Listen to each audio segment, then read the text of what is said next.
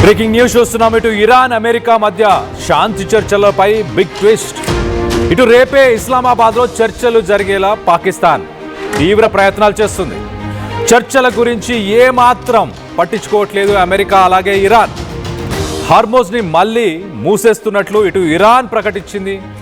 America cease fire ఉల్లంఘించిందంటూ ఇటు Iran ఆరోపణ చేస్తుంది.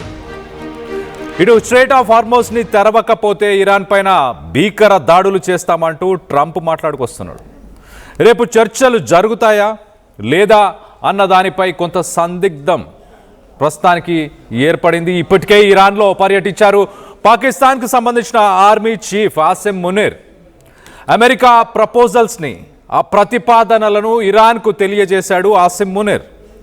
చర్చలపై Iran parliament speaker Bashir Galif ఆయన కీలక వ్యాఖ్యలు చేశారు. అమెరికాతో ఒప్పందం ఇప్పట్లో కుదిరేలా లేదంటూ ఇటు బషీర్ చెప్పుకొచ్చారు. హార్మోజ్ ఎప్పటికీ ఇరాన్ నియంత్రణలోనే, ఇరాన్ కంట్రోల్లోనే ఉంటుందంటూ ఇటు ఇరాన్ పార్లమెంట్ స్పీకర్ మాట్లాడుకొచ్చారు. సో మొత్తం మీద ఆ పాయింట్స్ అన్ని డీటెయిల్గా మాట్లాడుకునే ప్రయత్నం చేద్దాం. రానున్న ఒక్కరోజు 24 గంటలు మాత్రమే ఇటు సీజ్ ఫైర్కి సమయం మిగిలి ఉంది. రేపటి లోపల గనక చర్చలు జరగకపోతే ఖచ్చితంగా యుద్ధం కొనసాగబోతుంది అంటూ ఇటు డిఫెన్స్ అనలిస్టులు, జియోపొలిటికల్ అనలిస్టులు చెప్తుకొస్తున్నారు. ఈ మీడియేషన్ టాక్స్కి, పీస్ టాక్స్కి ఇటు ట్రంప్ కానీ, ఇరానియన్ ఆఫీషియల్స్ కానీ, ఇరానియన్ గవర్నమెంట్కి సంబంధించిన వ్యక్తులు ఎవరు ఇంట్రెస్ట్ చూపించట్లేదు. ఎందుకు ఇంట్రెస్ట్ చూపించట్లేదు? ఆసిమ్ మునీర్ ఇటు పాకిస్తాన్ ఒక మీడియేషన్ని, అమెరికా అలాగే ఇరాన్ మధ్య ఒక మీడియేషన్ని ముందుకు తీసుకెళ్లే ప్రయత్నం చేస్తుంది. అమెరికాకు సంబంధించిన ప్రపోజల్స్ని ఆసిమ్ మునీర్ ఇరాన్కి వెళ్ళి అక్కడున్న ఆఫీషియల్స్కి ఆ ప్రపోజల్స్ని చెప్పే ప్రయత్నం చేశారు. ఇరాన్ ఆఫీషియల్స్, ఇరాన్ గవర్నమెంట్కి సంబంధించిన ప్రైమ్ మినిస్టర్, ప్రెసిడెంట్, వీరందరూ కూడా ఆ ప్రపోజల్స్ అన్నీ అమెరికా వన్ సైడెడ్ ఉన్నాయి. అంటే అమెరికాకి అనుకూలంగా మాత్రమే ఉన్నాయి ఆ ప్రపోజల్స్ అన్నీ. ఆ ప్రపోజల్స్ని మేము ముందుకు తీసుకెళ్లాలని ఏమాత్రం ఆలోచించట్లేదు అంటూ ఇరాన్ ఆఫీషియల్స్ చెప్పుకొస్తున్నారు. పాకిస్తాన్ ఇంటెన్స్ మీడియేషన్ టాక్స్ మొదట 25 గంటలు జరిగిన దాని తర్వాత సెకండ్ మీడియేషన్ టాక్స్ జరుగుతాయా లేవా అంటూ ఇటు ప్రపంచ దేశాలు టెన్షన్ పడుతున్నాయి. స్ట్రెయిట్ ఆఫ్ హార్మోజ్ని పర్మనెంట్గా క్లోజ్ చేసామని ఇరాన్ స్టేట్మెంట్ ఇచ్చింది. ఓపెన్ చేయకపోతే భీకర దాడులను చేస్తామంటూ ఇటు ట్రంప్ స్టేట్మెంట్ ఇస్తున్నాడు. ఇరాన్ స్ట్రెయిట్ ఆఫ్ హార్మోజ్ని ఒక స్ట్రాటజిక్గా, ఒక ట్రంప్ కార్డ్ లాగా, ఒక జోకర్ కార్డ్ లాగా ఈ గేమ్లో యూజ్ చేస్తుంది. స్ట్రెయిట్ ఆఫ్ హార్మోజ్ పైన మా కంట్రోల్ పూర్తిగా ఎల్లకాలం ఉంటుంది, దాన్ని ఎవరు మార్చలేరు అంటూ ఇరాన్ స్టేట్మెంట్ ఇచ్చింది. మొహమ్మద్ గలీబాఫ్ ఇటు ఇరాన్ పార్లమెంట్ స్పీకర్ ఖచ్చితంగా straight of Hormuz it will be forever under Iranian control. It will remain under Iranian control అంటూ ఒక స్టేట్మెంట్ ఇచ్చారు. అలాగే this indicates that Iran views the strait not just as bargaining chip but as sovereign leverage. So ఒక bargaining చిప్గా strait of హార్మోజ్ని use చేస్తామంటూ Iran మాట్లాడుకొస్తుంది. Iran పైన నమ్మకం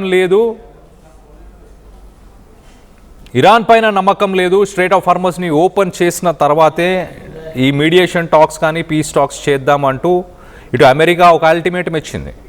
అమెరికా అల్టిమేటం ఒకసారి చెప్పే ప్రయత్నం చేస్తా. If Iran does not immediately reopen the strait of Hormuz, the US will launch a fierce attack. This moves the situation past diplomatic posturing and closer to direct kinetic military conflict. Strait of హార్మోజ్ని open చేయకపోతే ఒక భీకర దాడులను చేస్తాము.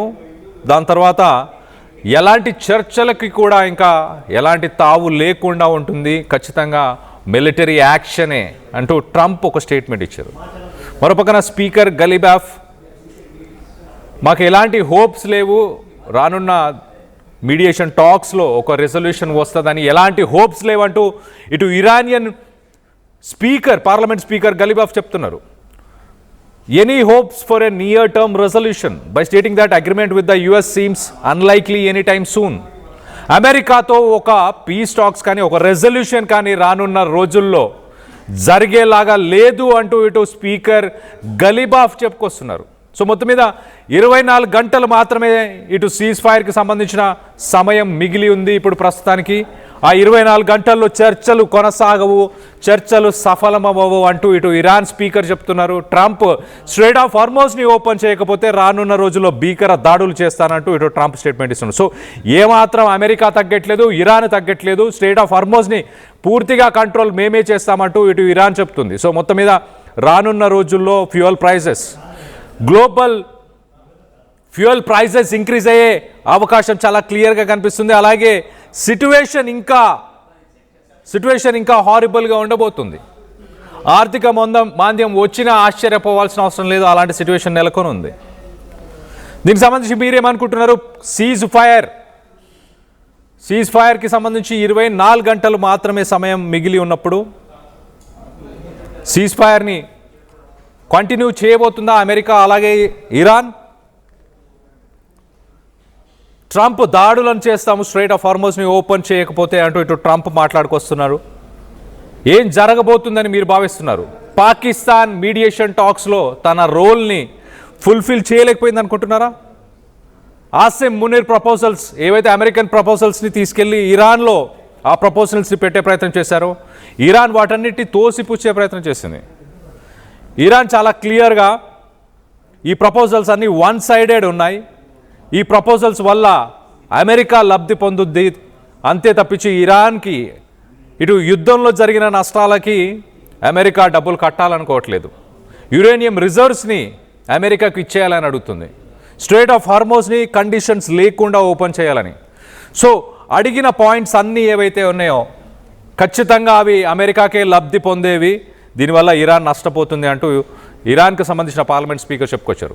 Iran ఏం demand చేస్తుంది? Iran ప్రధానంగా యుద్ధంలో నష్టపోయాం కదా, ఆ నష్టానికి గాను $300 బిలియన్ పే చేయమని ఇరాన్ అడుగుతుంది.